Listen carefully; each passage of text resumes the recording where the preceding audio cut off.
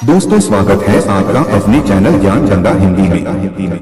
मित्रों, ये घोर कलयुग का समय है। इस विपरीत काल में हरि भजन ही एकमात्र जरिया है मोक्ष को पाने का। जो हरि का नाम लेगा, हरि उसे बचाने के लिए कलयुग में भी भगवान के रूप में स्वयं प्रकट होंगे। इसी कड़ी में हम लेकर आए हैं कलयुग की कुछ ऐसी गाथाएं जिन्होंने धर्म में हिंदुओं की आस्था को और ज्यादा प्रबल किया। देश भर में भगवान महादेव की कई प्रसिद्ध मंदिर स्थापित हैं, जिनसे जुड़ी कई रोचक कथाएं भी सुनने को मिलती है। भोले भंडारी का ऐसा ही एक मंदिर बिहार के मधुबनी जिले के भवानीपुर गांव में स्थित है, जो उगना महादेव व उग्रनाथ मंदिर के नाम से काफी प्रसिद्ध है। ऐसी लोक मान्यता है कि इस मंदिर में भगवान शिव ने स्वयं मैथिली भाषा के महाकवि विद्यापति के घर नौकरी की थी। महाकवि विद्यापति हिंदी साहित्य की भक्ति परंपरा के प्रमुख कवियों में से एक है, जिन्हें मैथिली के सर्वोपरि कवि के रूप में जाना जाता है। वे भगवान शिव के बहुत बड़े भक्त हुआ करते थे। उन्होंने भगवान शिव पर अनेक गीतों की रचना की है। मान्यताओं के अनुसार जगत व्यापी भगवान शिव विद्यापति की भक्ति व रचनाओं से बेहद प्रसन्न होकर स्वयं एक दिन वेशभूषा बदलकर उनके पास चले आए।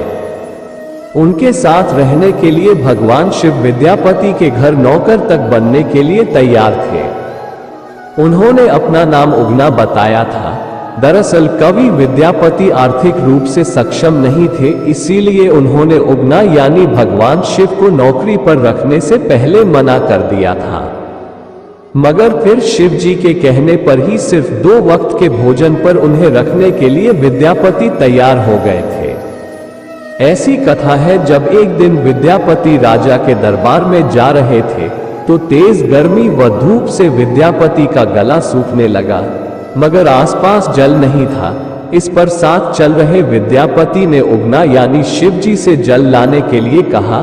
तब शिव ने थोड़ी दूर जाकर अपनी जटा खोली, एक लोटा गंगा जल ले आए। जल पीते ही विद्यापति को गंगा जल का स्वाद आया। उन्होंने सोचा कि इस वन के बीच ये जल कहां से लाया। इसके बाद उन्हें याद आया कि कहीं उगना स्वयं शिव तो नहीं।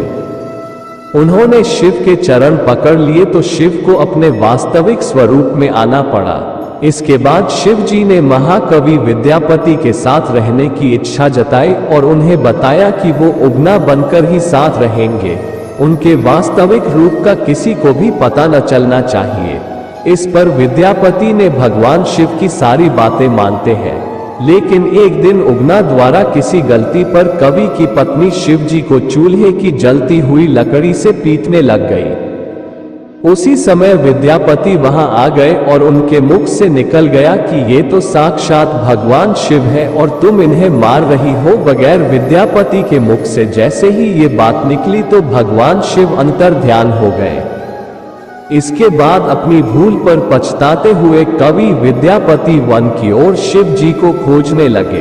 अपने प्रिय भक्त की ऐसी दशा देखकर भगवान उनके समक्ष प्रकट हुए और उन्हें समझाया कि मैं अब तुम्हारे साथ नहीं रह सकता, परंतु उगना के रूप में जो तुम्हारे साथ रहा उसके प्रतीक चिन्ह के रूप में अब मैं शिवलिंग के रूप में तुम्हारे पास विराजमान रहूंगा।